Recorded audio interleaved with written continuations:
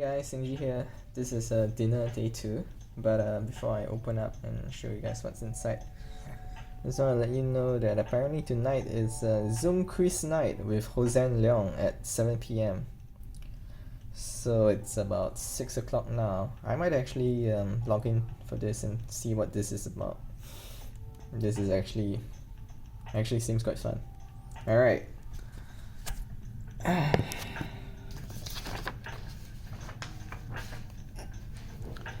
So, I gave a call earlier to the front desk and asked them to make my meals. Asked them to give left rice lah. And she said left low carb. I'm like, okay, I guess if that is what it takes, so we'll see. Off the bat I gotta say, seems like the carbs are a lot less. Oh. Yeah, so in case you can't see, on top of no Chinese herbs, now I have down carbs. Alright. Wow, these people are really responsive, man.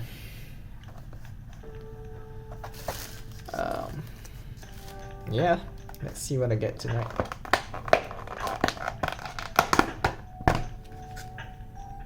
Ooh, wow.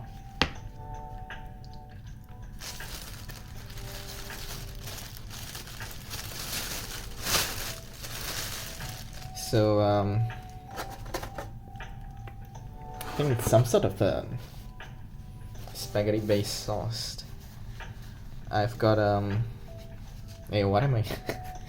Yeah. I think this is some sort of chicken. We'll find out. Mashed potatoes, asparagus, tomatoes, and prawns and squid. So ta-da! And then for the dessert, more sugar biscuits and another type of pastry. I'm gonna grab my cutlery.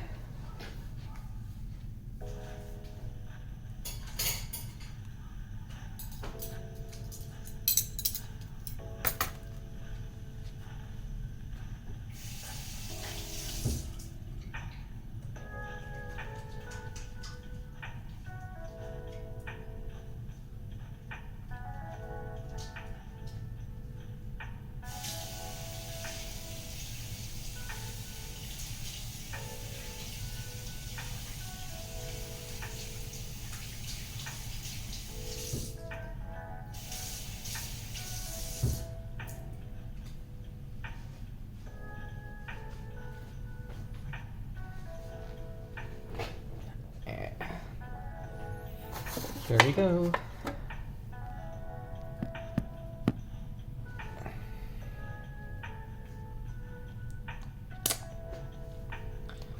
Okie dokes.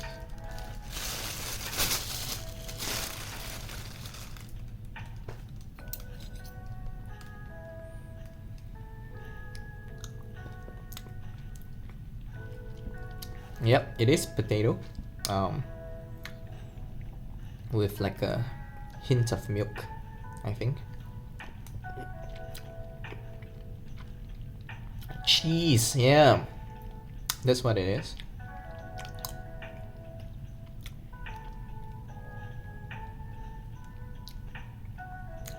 It's actually really good. Oh my god. Alright.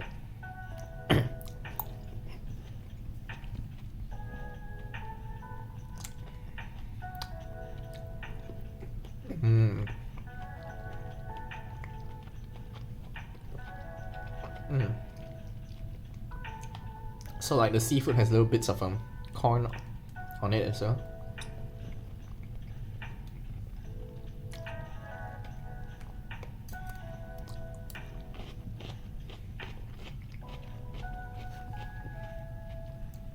Honestly, I'm really digging this meal. I mean, like, I like asparagus.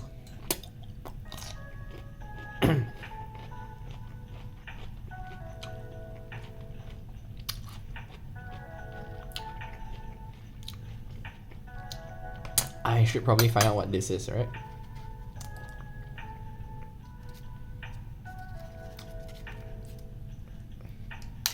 Ooh.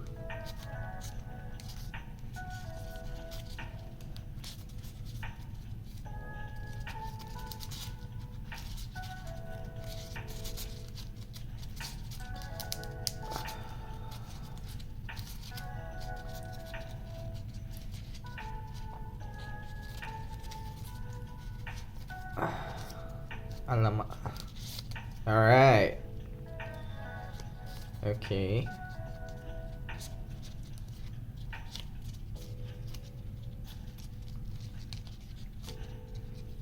So this is a pandan leaf wrapped.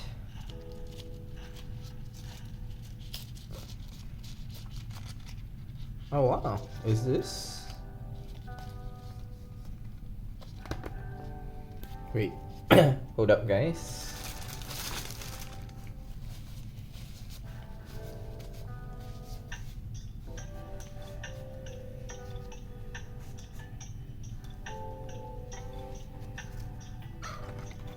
This actually looks like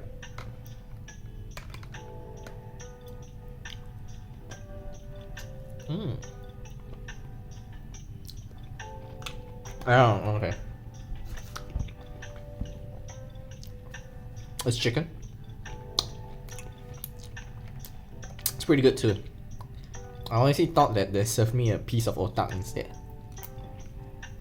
Like otak. Well, if you don't know what it is, just Google it. It's a fish paste.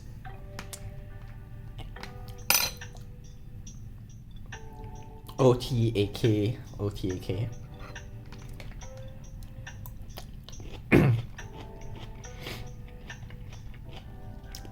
Although I think most people in Singapore tend to pronounce it as Ota or Otar. Mainly because I think most of them Ota might be how it's pronounced in Hokkien, I'm not sure. And partly because a lot of non-Malay Singaporeans actually don't speak Malay. So they might not realize how it's actually spelled. Which is ironic because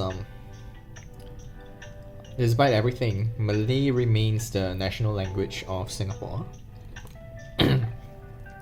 And is actually the language in which the national anthem is composed. So in Singapore at least, you have a nation of people who don't really understand the national anthem which they have to sing. I mean, I guess they get translations, but it's one thing to know the translation of a song, and the other to actually know its meaning because you know the language in which it's sung in.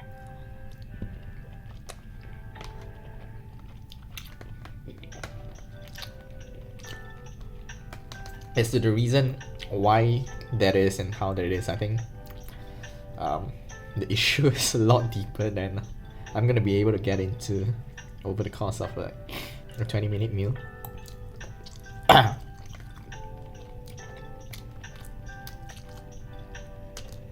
So it's probably a political minefield.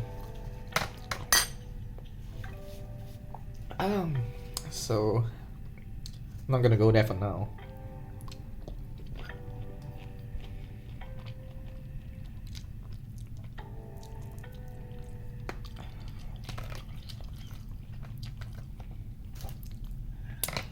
I guess if you want to talk about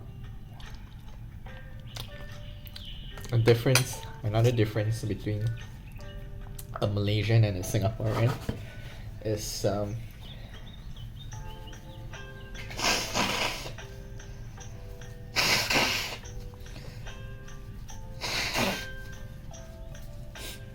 well, we actually understand our national anthem, if you want to put it that way.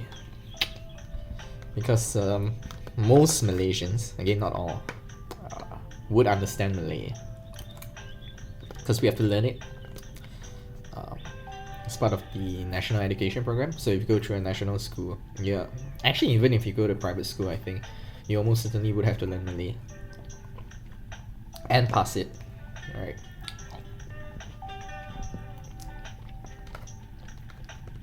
So there will be some basic comprehension, even if due to the community that you're living in, you may not speak as fluently as some people may like lah.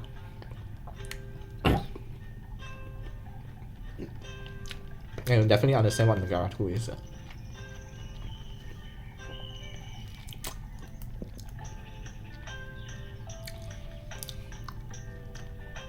So the interesting thing was when I first came to Singapore, right, and I was first introduced to Majula Singapura.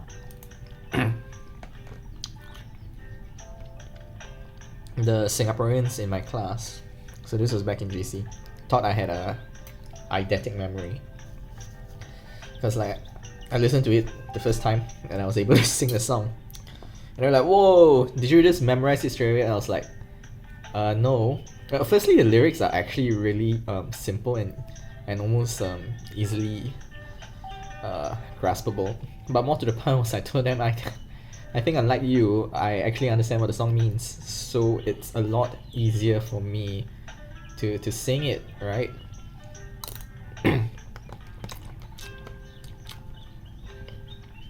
Because the sentences, you know, are comprehensible and coherent.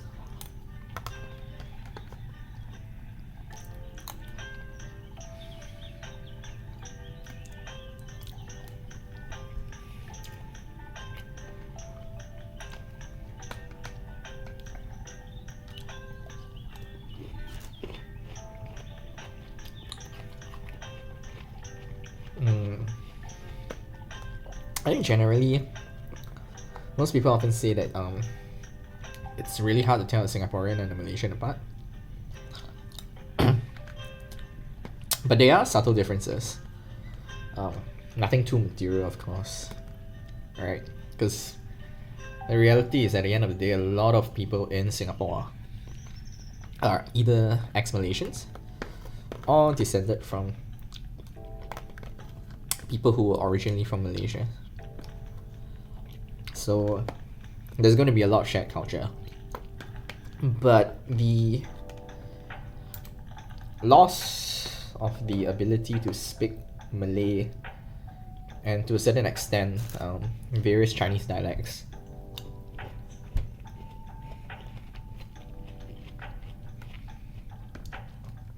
does create like a difference in culture overall. So just to be clear, I'm not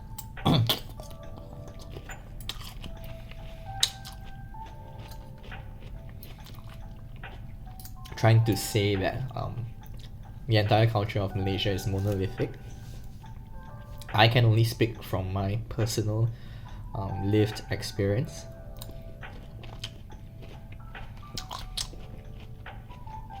Coming from KL and Subang Jaya, which are both very urban city areas. And while Malaysia overall has, I think these days, a very high urban residency rate, close to probably a quarter of the country still lives in rural areas. And even within the urban areas, I think the lifestyle of those outside of the Klang Valley would be very different from those living within the Klang Valley. So Klang Valley population is about a quarter of all Malaysians, which I think now it's about, what, 38 million?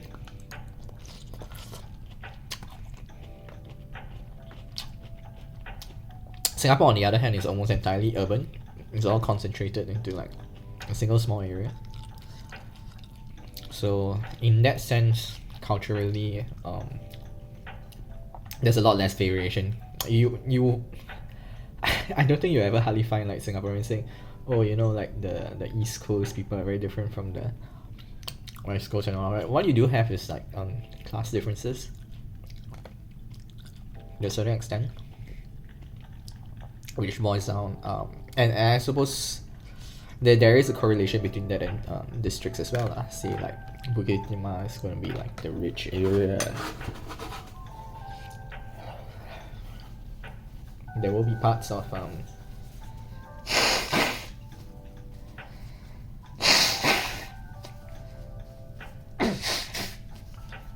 I was saying there will be parts of Chinatown like Chin Swee Road, Jalan Kukoh, where the community is less well off. There's going to be a lot of old people, actually a lot of homeless people, like you'll be surprised, right? Or people just lying on the streets.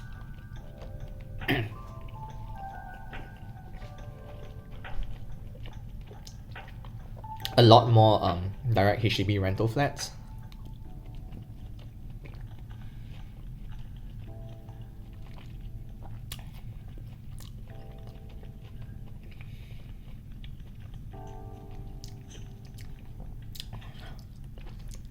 Yeah. Which I guess does produce a different sort of culture, but it's not a variation in the sense of like, say, Kelantan Malay is very different from Johor Malay, for example, right?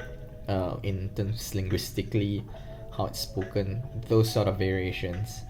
This one, like I said, is more of like class divide, inevitably racial demographics.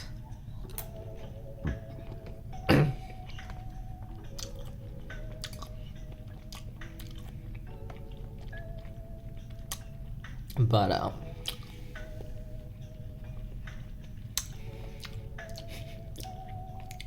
was gonna talk about what's the difference between like a Singaporean and Malaysian, but I guess we ended up on something somewhat different.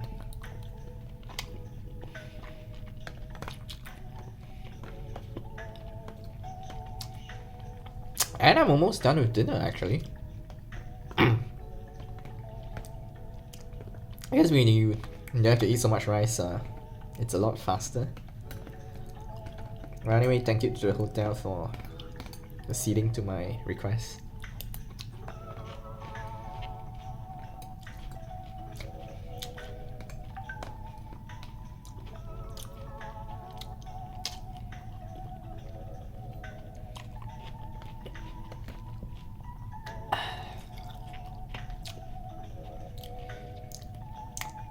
Cake time!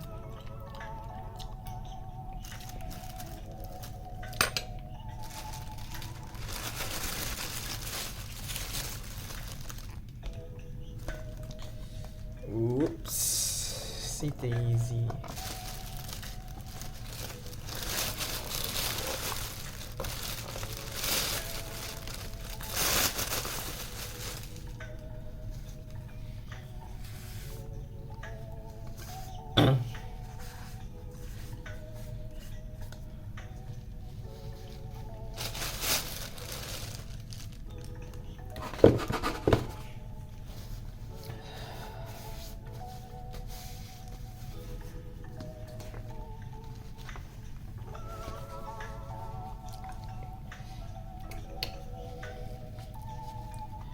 Alright, what have we here?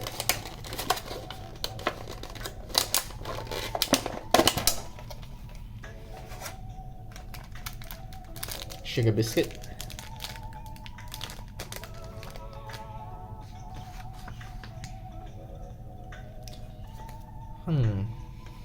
Some sort of a nut-based cake.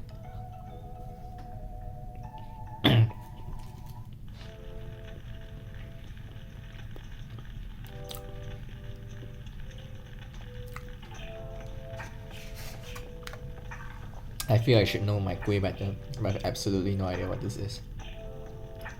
It's definitely nuts on top. Walnuts, actually.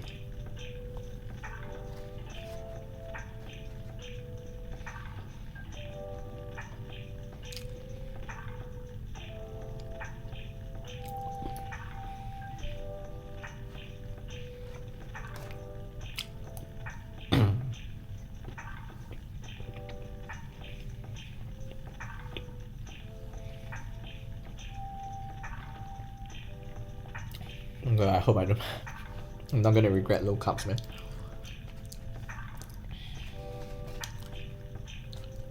But you definitely do feel the difference between like eating a mountain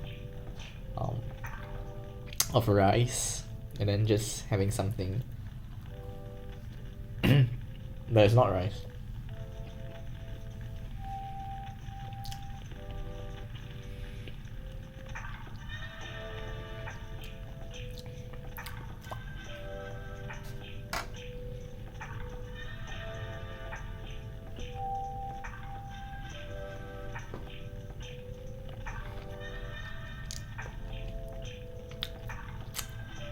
This music's really chill.